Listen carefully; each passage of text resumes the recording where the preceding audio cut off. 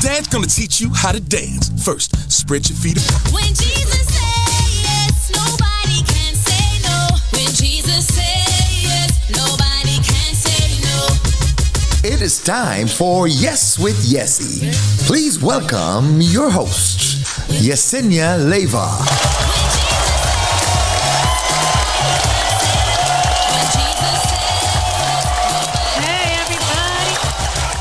Good afternoon, everybody. Good afternoon. Good afternoon. Thank you so much for joining me here on another episode of Yes with Yesse, courtesy of New Season Gospel FM. Good afternoon. It is Thursday, Friday Eve, pre-Friday, getting ready for the weekend. And of course, same old, usual, fun, exciting stuff. That's the best part. It never ends. It never ends. We're always up to something, always got events, always, doing stuff in the community, and it's always fun. It's always fun. It's always fun to be here with you guys. It's always awesome and fun and a blessing to come to church. So I always get excited and looking forward for the weekend, and I hope you guys are too. I hope that you guys have had a great day so far. I got here to the office on time right before the ugly weather and the afternoon rain, so that was awesome. And as I talk to you guys now, I am loving our streaming online. It's awesome, and it looks really, really good. It looks really, really good. So I encourage you guys to go on newseasonfm.com and check out our live TV there and just stream live and watch not only Yes with Yesse, but of course all of our programming. It looks so good. It looks so good, and it sounds so good. So it looks awesome. So go ahead and go try it. newseasonfm.com and says try me, and just click on that button says try me, and you'll be able to try it. And of course, good afternoon to those on YouTube, the YouTube family. Good afternoon, YouTube family. It's going to take a minute to get used to it. YouTube family, Facebook, we see you out there. Sister Stacy, good afternoon. Thank you so much for joining. And of course, go ahead and share the broadcast. Share the broadcast so others know that we are here. Hit copy and paste the link to YouTube or of our social media and share it with family and friends. That way they know that Yes with Yesse is on. And here we're getting ready to just hang out for a little while, listen to some awesome music, of course, and talk about a little something, which is always really cool too. There's always something happening. I'm always in the midst of something, getting ready for something. It's always a joy. I really need to come up with like Chronicles of Yeye, because there's always Chronicles of Yeye. There's always something going on, and I love it. I wouldn't have it any other way. So we're going to go ahead and get started. Thank you everyone again for joining. Go ahead, share the broadcast, share, invite, you know the deal. That way the others know that we are on.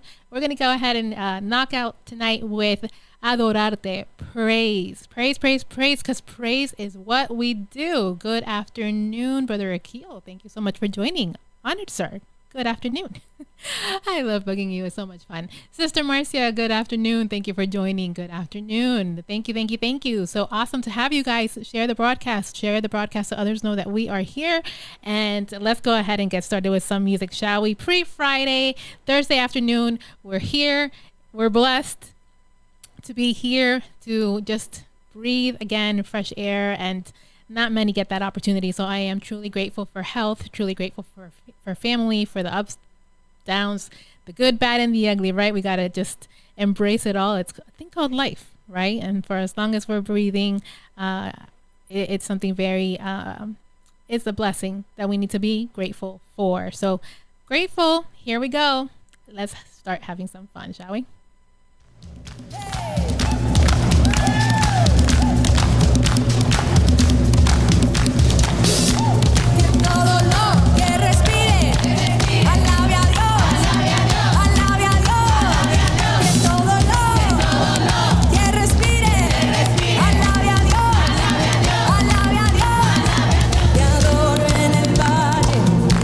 Te adoro en el monte, te adoro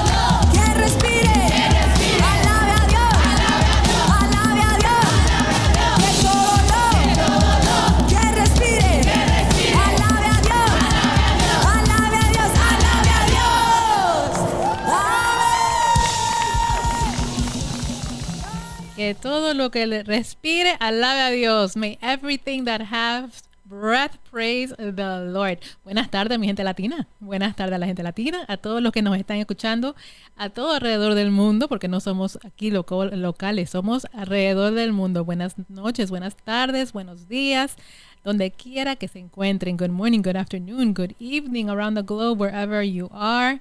That's how we do it. We just praise. Praising is what it's all about. So good evening, good afternoon, everyone. Thank you so much for joining. Please go ahead and share the broadcast. Share the broadcast as we go ahead and we get a little bit more joy, and listen to this awesome songs coming up next before we get into a little topic. So go ahead, do me that favor, share the broadcast, like and share.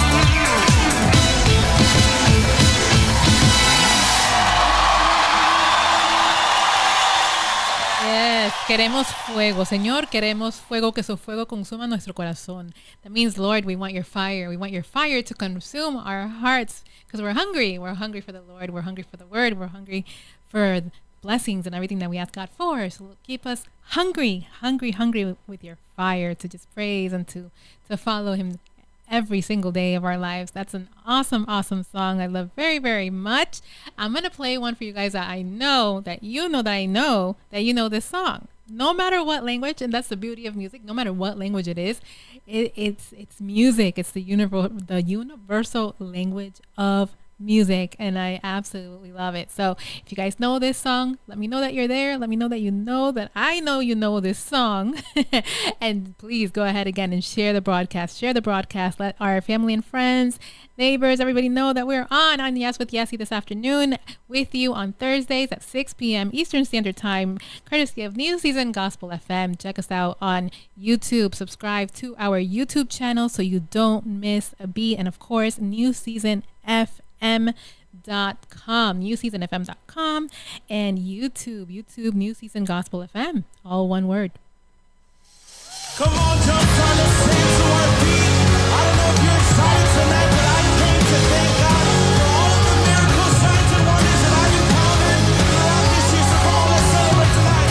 Let's put our hands together. En medio de oscuridad, rodeado de mi maldad, cansado estoy, perdido voy. Con mis fuerzas luché, pensé que podía vencer, lo perdí todo, me rindo hoy. Vamos a declarar.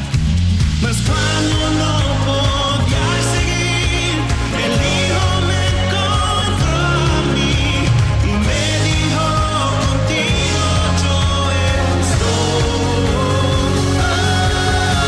Me levantó, me restauró, en tierra firme ahora soy. Gracias, Maestro.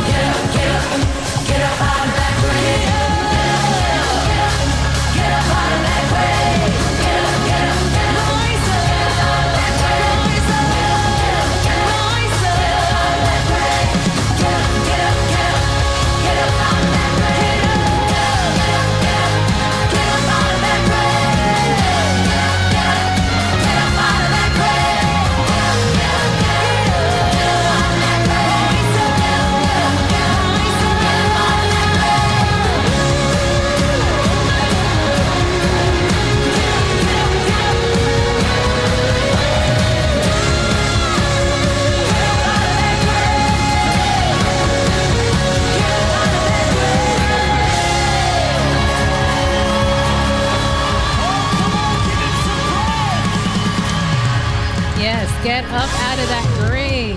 Get up out of that grave. Whatever that grave is, lo que sea que te está manteniendo para abajo, fuera de tu vida. Fuera, para arriba, para adelante y para atrás, ni para coger impulso. That means to get up out of that grave, keep on forward, keep on going forward, and don't look back. No matter what is behind us, what matters is what is before us, right? That's all that matters. And speaking of, I know all of our kids are super happy because today was the first day of school for many, many, many public school students. Some other students already started school. So congratulations, guys. New year, new you, new opportunities, new absolutely everything for you guys.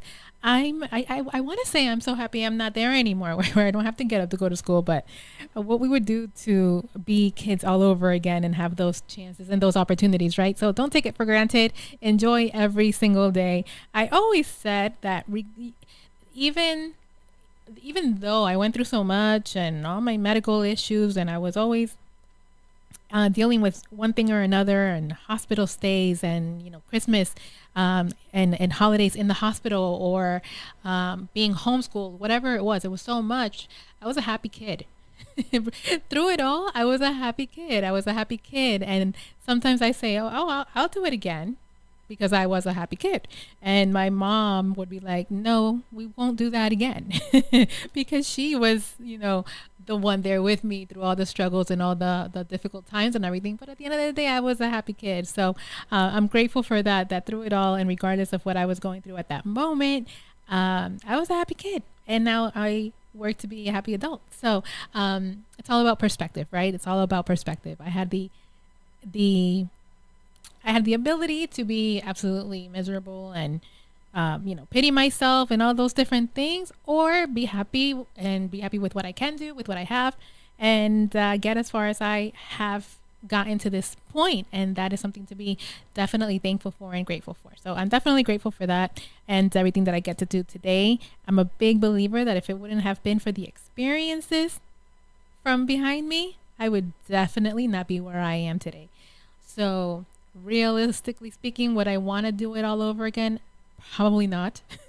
But if it's going to lead me to what I'm doing today professionally, and if it's going to lead me to where I am now more on a personal level, it is what it is. I had to go through all that, and I had to do what I had to do to get to where I am today and be who I am today. So let's never underestimate the experiences that we have to go through in order to get to where we are today. So thank you all so much for being here once again. I hope you enjoyed that. I love get up out of that grave, whatever that grave is. Get up. Just get up. Get out there and go get it. Whatever it is that you're going for, go get it. And you guys, like I said, going back to school, I sorry for you, but enjoy, get good grades, and make it an amazing year, and you'll be just fine. You'll be just fine. Sister Millie, I see you. Sister Millie, thank you so much for joining. Reverend Kristen, good afternoon, good evening. Thank you for joining. And guys, share the broadcast. Please go ahead and share the broadcast so that others know that we are here. My goal is simple, is to enlighten you, is to entertain you, is to educate you, is to bring you a different perspective of life. Or an additional perspective, that is, of life, living with differences, the resources, the information, and the things that are out there for the better, and to help us live a more inclusive, independent life in our community along with everybody else. That's my life mission. Really, that is my life mission, and I'm so glad that I get to do it on this platform and everything else that you guys, I'm sure, see that I do on a day-to-day basis. So enjoy. Thank you so much for coming on, Brother Joel. How are you? Haven't seen you in a while here on social media. Thank you for joining. Thank you. Again, go ahead and share the broadcast so others know that we are here. Like I said, back to school. And back to school, I love it. I like back to school, as a matter of fact, because it gives me more clients to work with in the beginning of the year. That's actually a busy time for me as we get our students ready to get their accommodations and everything that they need to be successful in their classes and getting good grades and all that good stuff. So this is a good time for me, the beginning of the school year. Good time for me. So on another note, as I browse through what's happening around our world, actors, I love this. If you know me, you know that I know that you know that I love this, okay? Actors with autism are now to star on Broadway. Okay. As you guys know, I do fun inclusion, inspiring inclusion of individuals with disabilities through entertainment. So this is really cool. Actors with autism are now a star on Broadway. So now we are having rather more inclusive Broadway presentations that include individuals with autism, hopefully in the near future, other types of disabilities. And that's cool because I attended a mini kind of sort of Broadway show in Miami. And the movie was The Little Mermaid. It was the cutest thing ever. It was awesome. And what I loved most was that the actors, and I didn't know this is what I was going to witness, to see. So it was a pleasant surprise when I got there. It was a group of actors and actresses with different disabilities, from autism to Down syndrome, and the way that their ability to put this show together after, of course, many weeks of rehearsal and all that was really awesome. And it's never, ever just about putting a show together. It was about what they learned in the process. And that's the same thing when I do my fun inclusion every year, and probably soon multiple times a year. That it's not about the production. It's not about the show itself and selling tickets. It's about the process and how the participants, whether they're models, singers, or excuse me, in that case, actors or whatever the case, it's the process that they are learning. They're learning independent living skills. They're learning social skills. They're learning resources and different things available in the community for them. They're learning, okay, I need to get to rehearsals because Jesse's going to kick me out if I don't go to rehearsal. How am I going to get there? So I got to help them with their transportation application. And I say it kidding, but I'm not kidding. If they miss 3 rehearsals, they're out. So, it's a process where they're learning all these things that are available to them for their independence. Parents, caregivers, aunts, uncles, family members are hopefully learning that it's okay to allow this individual to gain their own sense of independence and inclusion in the community in some way. And that's what I live and breathe for. Like, I love that, and I was telling somebody, I was having this conversation with someone at some point this week, and they mentioned to me, even if we help one person, even if through my events and my activities and the shows and my craziness, if I help one person with their independence, or what I know now as interdependence in the community. And it's so interesting how I have had that change in perspective of independence versus interdependence has been really neat. And now I can teach them that, in obtaining these services, and it's less scary to think or to know, like, I have to do this by myself. No, you don't have to. You don't have to do it by yourself. Nobody has to do it by themselves. That's why we have each other, and that's why we have community. So that's really awesome, and I'm super grateful for that. Brother Joel says, are there any issues that we need to be concerned about in the upcoming 2024 election? I mean, anything that concerns the rights for the disabled, and which candidates are considering our rights? Ooh, that's a lot in that question. The issue that I don't want to say issue, that's not the right word, but the situation, or what I find in that, is that it's really hard to tell. It's really hard to tell because, in the beginning, you can have any representative or, candidate to say, yes, I'm going to advocate for this, and this, and, this is what we're going to do. And they can have this whole plan. And then they win the election, and then we see nothing. We don't see it. For example, our current president has this whole I'm trying to think of the name. It's a whole plan, right? It's a whole plan for individuals with disabilities, from the budget to how much money is going to be invested, and that's a lot of money in services, in accommodations and housing, all these different things that were put into place way before he was even elected as president. We have yet to see that. We have yet to see any of those things put into place. So it's really, really hard to tell. Anything that concerns the rights for individuals with disabilities. Of course, we have the ADA, the Americans with Disabilities Act, and I believe it's around October. I'm trying to think. I think it's around October, because October is Disability Employment Awareness Month. you will be seeing a lot of people in Tallahassee, in rallies and just really fighting out there for the rights of individuals with disabilities. And that usually happens really heavily, at least twice throughout the year, which is October and I want to say April, May, and October. Those are like the biggest months where you'll see a lot of people with disabilities in Tallahassee, and just really advocating for the rights of individuals with disabilities. And it's interesting that you asked that question, because one of the things that I wanted to mention is, and this is something that I would really love for our candidates and those elected in the upcoming 2024 election. This is a huge one. Okay, this is a huge one. So there's this story going around for a while now, in the past couple days or whatnot, of a 42-year-old. Okay, first of all, there's a huge crisis when it comes to staffing, meaning having employees in group homes. Group homes are where individuals with intellectual, developmental with disabilities live. For a lot of them, it's the only place that they can live. They have no family, they have nothing, and a lot of times they are obligated to go into this place. Otherwise, they have nowhere to go. So group homes have a crisis right now when it comes to staffing.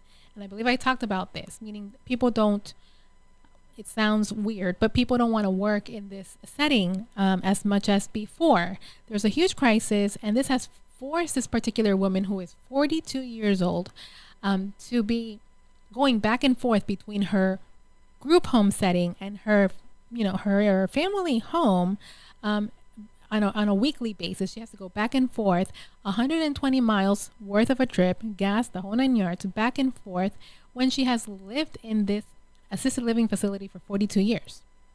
Now on the weekends, she has to go back and forth. She's forced to go home, or even to have to go to another group home, because her original group home is closing on the weekends due to not enough staff to work with the people that live in that particular group home. So they have a big shortage of workers that are not available to work with these individuals. They're being mandated to go back home, wherever that is, if they have a place to go on the weekends.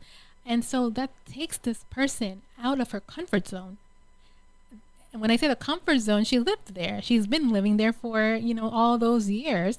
You're taking her out of her comfort zone. You're sending her back home to her mom, to her parents, but that's not her home anymore. She developed her own home where she's comfortable. You're sending her to another place where she is not comfortable, which is causing her to have other issues and other situations, is causing her to start biting herself, anxiety, self-harm, all those things, because she is, again, being forced to go home to her family's house on the weekends, because there's a shortage in employees and workers in the assisted living facility, because they are overworked and underpaid.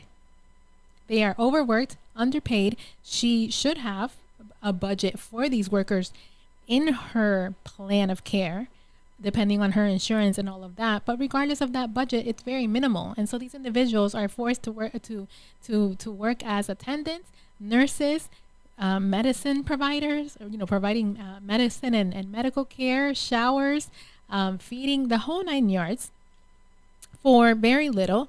And it's not fair. But it's also not fair to individuals like her, who is about 40, in her 40s, I believe, who's used to her independence, who's used to coming and going and just seeing her family, when she sees them on the weekends. And now this might be available for her anymore, because people don't want to work, because they are being undervalued, overworked, and not being paid, when there is budget available in this individual's case or plan of care to pay for this particular nursing assistance or whatever it is, right? And I know that because I've been there. I can tell you, I know what my budget is. I know what services I qualify for. I know what I don't qualify for. I know what I qualify for living at home versus if I didn't. It's a lot, right? So imagine that. It's It's crazy. So if anything at all for the new elections, I would love to see more money, more budget going into not so much the assisted living facilities, but more budget going into our support plans so that we, as the individual that need these support plans, can make our own decisions with our support system, of course, not necessarily on our own 100%, depending on the level of disability. We can make these decisions accordingly with our support plan or our support team, that is, to do what's best for us and not put us in a situation where we're going to go into an assisted living or a nursing home, when we have nobody else to help take care of us. It's not fair, I think, personally. In my opinion, it's not fair, depending, again, on the disability. A lot of times we think, okay, disability, and we assume cognitive disability, meaning mentally we don't know what's happening, or, we're not mentally capable of making decisions or knowing what's going on. Most of the time, that's not the case. The individual might have an intellectual disability or a physical one like myself, and very aware of what's happening, very aware of their situation. I hate to say situation, but very aware of their life, their lifestyle, what they can or cannot do, and more importantly, what their rights are. And because they know what their rights are, they will fight. We will fight for our rights because it's something that we have had probably to do our entire life. That was a lot. But yes, I would like to see more funding going to these plans of care for individuals with disabilities. I would like to see more money. At the end of the day, more money going into services for individuals with disabilities. I would like to definitely see a huge change and money going into housing for individuals with disabilities, because that's not a thing.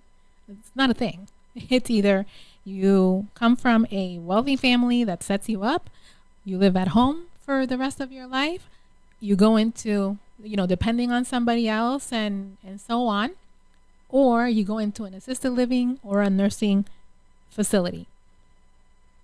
And that's not a lot of options, basically. It's not a lot of options. So that's what I would like to see. That is definitely concerns and rights for us as individuals with disabilities. And those are the concerns that I would love to see the candidates talk about and be about. Talk about it and be about it when they win, to continue the plan and do what they got to do. A lot of times, random thought, because I know I had this mindset. If President so-and-so is in presidency right now, whatever they're doing was already put into place before their time. So, this particular plan to assist individuals with disabilities, it's along with the ABLE Act and I'm trying to think of the name. I'll figure out the name in just a second. But this particular plan has been in place way before our current president. So to me, all they have to do was the implementation. So why are we talking about it? Why are we writing all these, pages of plans, but we're not implementing? We're not implementing. That's the problem. We need implementation. And in order to do the implementation, to have the implementation, we need funding. No funding, no implementation. And I remember when I used to go to travel a lot more to see my family, and there was these apartment buildings were on the first floor were ADA compliant, accessible to individuals with disabilities, and they were within a budget that they could afford, or it went salary based, based on their salary or based on their earnings, and that way they would be able to pay for their rent. That's no longer existent. And I'm talking about 2000, somewhere between 2005, 2010, somewhere in those years when I used to go more often. And the fact that that's not around anymore, of course, we know what's happened ever since then. But that's the kind of service, if you will, that we need in order to be able to be more independent and interdependent and included in our community with the basic needs like everybody else, housing and everything else. So that's my story, and I'm sticking to it. I know that was a lot, But Brother Joel opened a can of worms because I'm very passionate about that. Very passionate about that because there's such a need. And interestingly enough, I have something coming up where I'll be able to, God willing, learn a lot more about these rights and the powers that be, if you will, when it comes to housing and what we can do to make an impact as it pertains to housing and individuals with disabilities, and everyone at the end of the day. You know, a lot of times maybe it seems like I focus only on disability, but I don't. For me, it's across the board. Whether you have a disability or not, we all go through hard times, and everybody needs a little bit of help. And I think that we should do that accordingly. We should definitely do that accordingly across the board. Which brings me to something very interesting. This happened very recent, that is, where I attended a support group. I do that periodically. I like to go. I like to meet the people. I like to talk about my services and the events that it could help other people in that particular support group. So I like to go. And it's fun, whether they play games or fitness or whatever. It's fun. So I attended the support group and I met someone, a young man, who is going through rehab, physical rehabilitation, and he just recently went through an injury. I believe it was a car accident. And when I met him, he was terrified. I mean, he's terrified. He's brand new, first time injured after a car accident, and he's terrified. He's terrified. You can tell he's scared. He's scared to meet people. He's scared to now kind of meet his new life. After the car accident, because of course, before the car accident was one way of living, able-bodied, he could do everything on his own, etc. And now he has this car accident and he's a quadriplegic young man. And now what do I do? When I saw him and I heard him speak a little bit and all that, I thought to myself, I'm like, wow. Because recently I've gone through different things in life, life happenings. I've gone through loss. And that's taught me a lot. Personally, it's definitely taught me a lot. But when I heard his story and I heard him talking, it's, what he's going through with his injury is kind of like the process after somebody passes away and you're grieving, right? Somebody passes away, you're grieving, and you go through all these emotions of disbelief, anger, sadness, and then another moment you're okay, and then you remember the good times and you're smiling, and then you're crying, and then you're angry all over again, all these different emotions. That's exactly what he was explaining happened to him after he became injured, after this accident. And so what happens after that for him, right? That's always my questions. Okay, what now? he's rolling around. He no longer knows the life that he had. He's going through this grieving process because, again, it's not going to be the same when you leave this hospital. He's moving around now in a power chair versus his own two legs like he was before. What's next? And that is exactly what I'm working on with this particular group of professionals in this setting is what is next for these people? What is next? What are you doing to help them be the best version of themselves when they leave this hospital? What are you doing to make sure they don't leave this hospital with the mentality of, poor me, now what? My life is over. So I'm talking to this young man and I'm like, your life is not over. Maybe the life you knew is over, but this is your opportunity to build a whole new life for yourself. And so when we talk about that, what is the process? Of course I say it so easy, right? What is that process? What does that process look like? Right? And so right away, I want to say, ask for help. Yeah, but if I haven't accepted what I just went through, and if I haven't accepted my new lifestyle, if you will, I can't accept the help that you're offering me. I don't understand it. I don't know what to do with it, even if I say, yes, okay, go ahead, give me that help or give me the information. So first is the ability to process what has happened to you. I can't even say accept it. The ability to process what has happened to you And with that ability to process what has happened to you, I think we have a responsibility as a society to make it okay to not be okay. Make it okay not to be okay, even in that moment. Like, look, young man, this happened to you. Now you're moving around this way, but there's still life. You can still, drive. You can still transfer from your wheelchair, from your power chair to your bed, or you can still, you're still going to be able to shower. You're still going to be able to do all these things with assistance, but you're still going to be able to do it. So how do we do that mind shift of, okay, this is how I used to do this to the perfection, and now I can still do the same things, but in an adaptive way. And then we start throwing in those terms. And so when we talk to him in that manner of, you're still doing these things, you're still living, you're just doing it differently. And it's okay. And it's okay. And the fact that you're coming to this group that we call support group is not to talk about your injury or your disability. It's not to talk about whatever it is that you're not comfortable talking about. Talk about whatever you want. Talk about what you did yesterday. Talk about what you want to do, when you get out of this rehab center. Talk about your girlfriend. Talk about anything.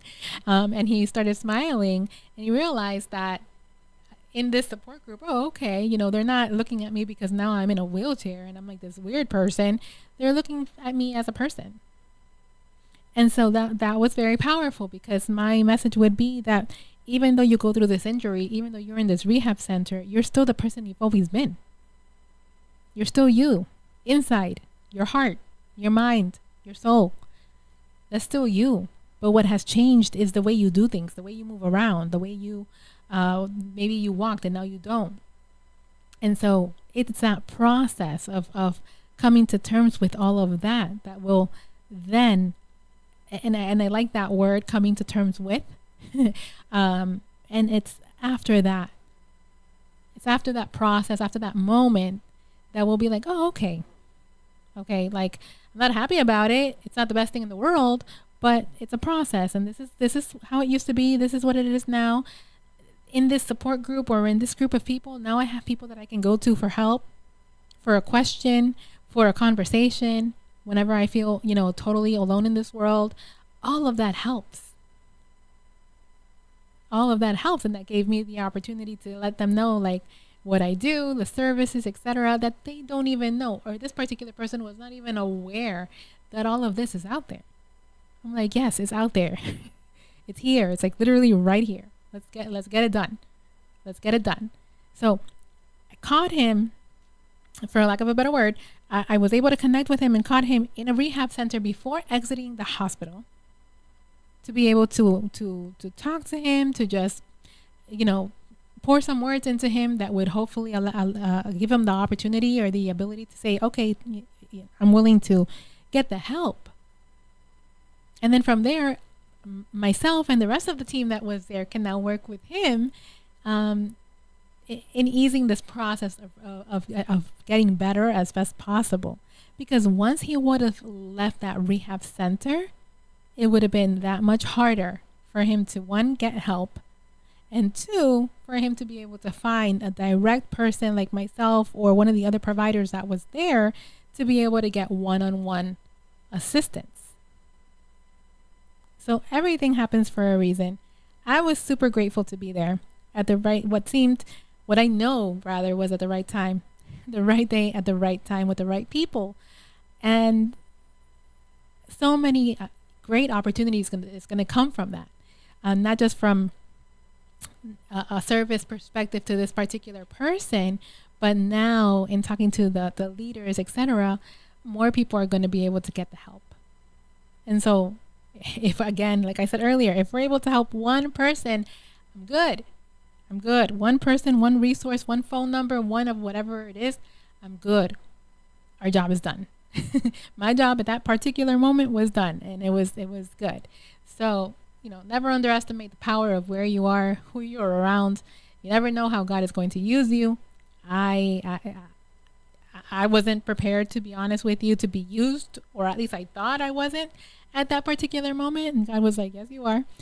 I think that group helped me more than anything that day.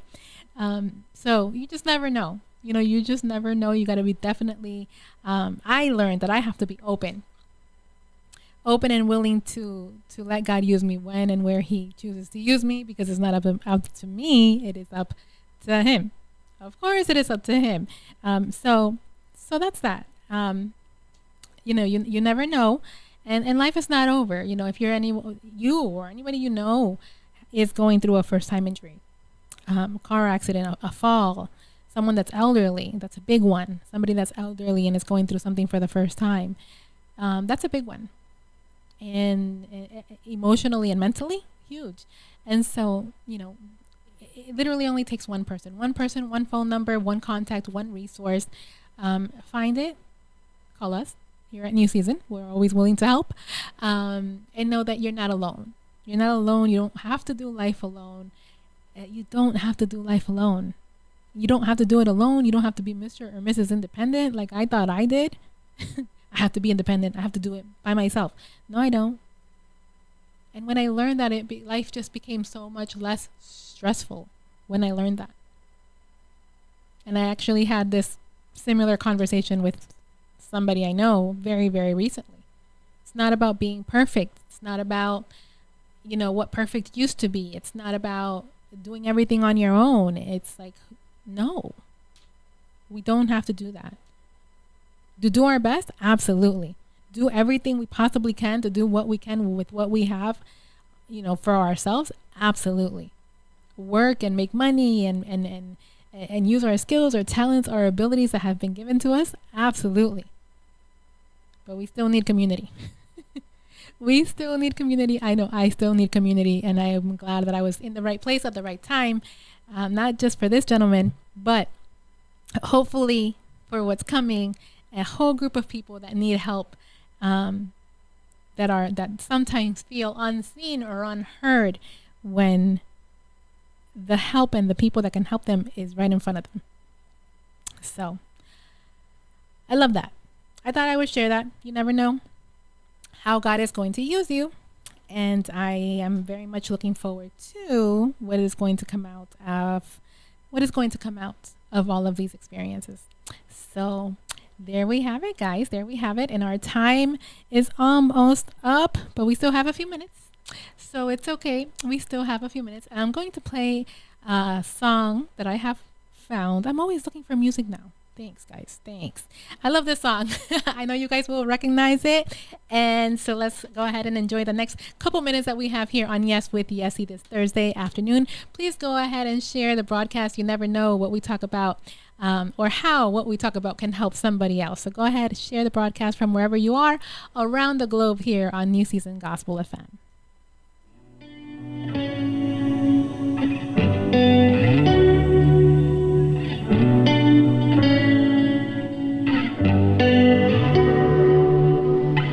Nadie me amará como me amas tú.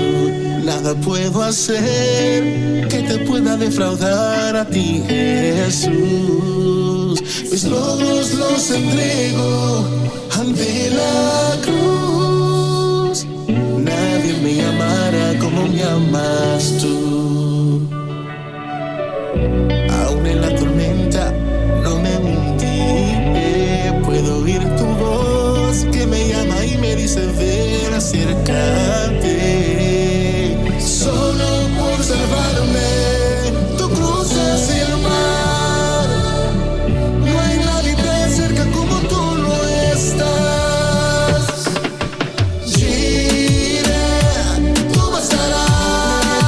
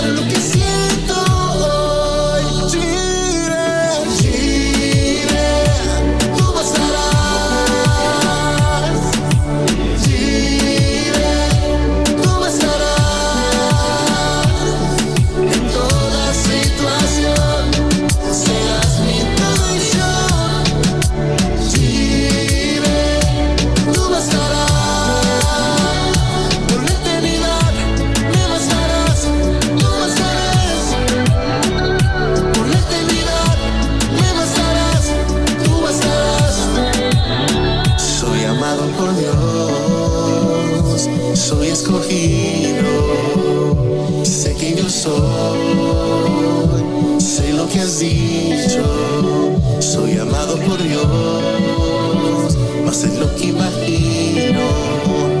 Me bastarás.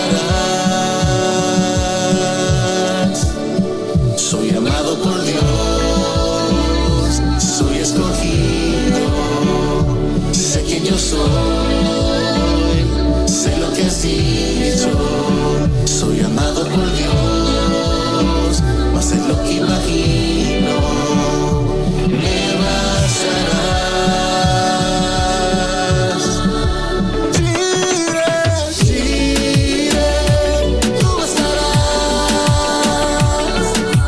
Jireh, tú bastarás. En toda situación serás mi porción. Jireh, tú bastarás. Michael Estrada, dímelo ya. La enciclopedia musical.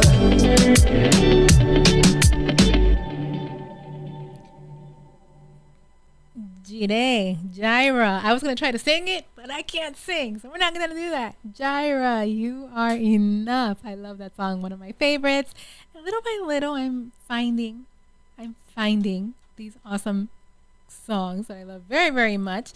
So I love it. I hope you guys did too. And I hope that you guys had a good time tonight and definitely got something out of this episode of Yes with Yesse. So thank you so much for joining. Thank you for joining YouTube family. I see you, New Season Gospel FM, YouTube and Facebook. Thank you for joining. Thank you for the interaction. I love it. Thank you for the questions.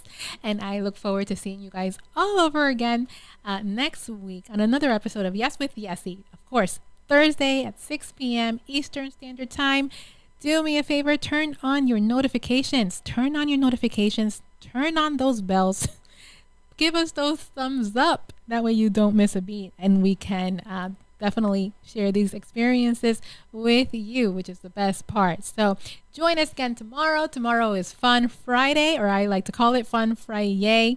Of course, at 6:30, we start with In His Presence, 6:30 a.m. In His Presence with Pastor Henry. And then we go into the Pastor Steve show on Fun Friday alongside Pastor Steve and Pastor Henry. And then later on with Midday Prayer with Sister Yesse. Church, join us at New Season Worship Center at 11 a.m. Sunday morning, 4660 North University Drive here in Lauderhill. You won't regret it. So join us and our church family Sunday at 11 a.m. Then we do it all over again. So share the broadcast, guys. Share the broadcast. If you follow me on social media, Yes with Yesse, all across social media, it's there. All the information is there, and you guys can just share it. Of course, follow New Season Gospel FM on social media outlets as well. And again, don't miss a beat. So until next time, guys, have an amazing rest of your day. And I look forward to seeing you guys very, very soon. Until then, be blessed and be a blessing. Let's be nice to each other, shall we? Have an amazing rest of your day. Dawn of a new age. Future without boundaries. Without boundaries. A future Where everything is possible. without limits. Full of love and wonder. So, explore reality. Revoke your limits. Exceed your potential. The future is here. New Season Worship Center, located at 4660 North University Drive. Welcome to a brighter future.